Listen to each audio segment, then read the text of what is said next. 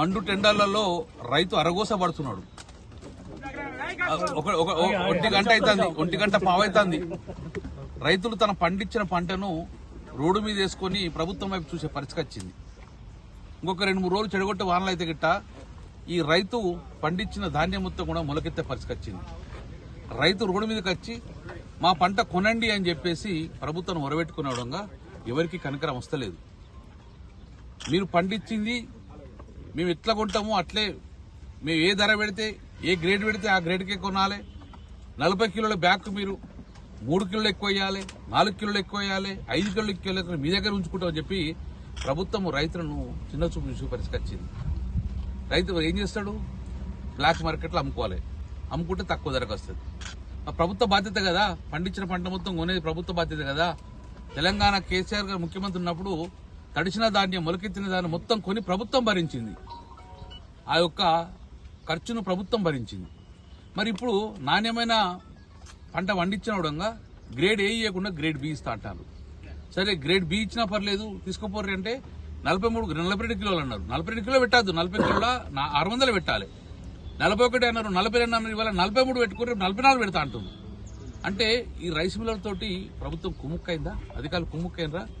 ప్రభుత్వం ఎవరి వైపు ఉండాలి? ప్రజల వైపు ఉండాలన్నా, రైతుల వైపు ఉండాలన్నా, రైస్ మిల్లర్ వైపు ఉండాలి. అందుకే ఈ రోజు నేను రావడం జరిగింది. అధికారులతో మాట్లాడినా, చాలా సీరియస్ వార్నింగ్ చేయడం జరిగింది. ప్రజలు ఈ యొక్క ప్యాడీ క్లీనర్ వేయలేకపోతున్నాం కాబట్టి, ప్యాడీ క్లీనర్కి వసతి లేదు కాబట్టి మేమే స్వచ్ఛందంగా 1 కిలో 400 గ్రాములు అంటే 42 కిలోలు మేము ఎక్కువ ఇస్తాం, మీరు తీసుకోని అంటే ఒప్పందం చేసుకున్నారు. సరే అన్నారు. 42 కిలోలతోటి పెట్టడమే తప్పు మేము. కానీ ఇక రైతులు వర్షం పడితే ఇబ్బంది అవుతుందని చెప్పి తొందర పోవాలని చెప్పి 42 కిలోలు పెట్టడం జరుగుతుంది. కాబట్టి ఇమ్మీడియట్ గా ఈ యొక్క డిస్పాచ్ కావాలి. రైస్ మిల్లర్ నుంచి దించుకొని ఓటీపీ ఇచ్చే బాధ్యత అధికారులది. జేసీ గారితో మాట్లాడినా, డిఎస్ఓతో మాట్లాడి, డిఎంతో మాట్లాడినా. ఈ రోజు ఎక్కడ కూడా ఈ మండలంలో కానీ ఈ కాన్స్టిట్యూన్సీలో కానీ పోయిన తర్వాత రైస్ మిల్ దించుకోమంటే చాలా తీవ్ర పరిణామాలు ఉంటాయి. ప్రజల పక్షాన పోరాటం చేస్తుంది. అధికారులు మేమందరం రైస్ మిల్ దగ్గరకు పోకుండా చూసుకోండి. రైతులందరూ మేము రైతుల పక్షాన పోయి రైస్ మిల్ అక్కడికి పోతే చాలా గొడవ అవుతాయి. కాబట్టి ప్రభుత్వం భరించండి, రైస్ మిల్ విలువండి. షార్టేజ్ వస్తే గిట్ట రైస్ మిల్లతో మీరు మాట్లాడుకోండి. కానీ రైతు మాత్రము ఇంతకన్నా ఎక్కువ పెట్టే పరిస్థితి లేదు. నేను భరించంటే ప్రభుత్వం భరించాలి. ఎందుకంటే ఆ రోజు కూడా మొలకెత్తిన ధాన్యం ప్రభుత్వం భరించింది, ప్రభుత్వ బాధ్యత. కాబట్టి ఇప్పుడు రైతులను ఇబ్బంది పెట్టకండి, ప్రజలను ఇబ్బంది పెట్టకండి. కేంద్ర రాష్ట్ర ప్రభుత్వాలు కలుపుకొని రైతు నడ్డి విరుస్తున్నారు. 10 సంవత్సరాలు కొన్నది ఎందుకు ఈ 1-2 సంవత్సరాలు ఎందుకు ఇబ్బంది అవుతుంది? ఎందుకు మీకున్న ప్రాబ్లం ఏంది? కాబట్టి వెంటనే చాలా సీరియస్ గా ప్రభుత్వాన్ని హెచ్చరిస్తున్నాం. రైతులు రోడ్డు మీద రాకముందే, మేమందరం రోడ్డు మీద రాకముందే యథావిధిగా తొందరగా కొనుగోలు కావాలి, కొనుగోలు చేసుకోవాలి.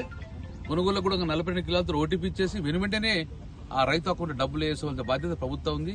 అధికారులు మీరు రైస్ మిల్లుతో మాట్లాడండి, పిలవండి. రైస్ మిల్లు ఇక్కడ తప్పు చేస్తే మీరు సీజ్ చేసే అథారిటీ మీకు ఉంటుంది.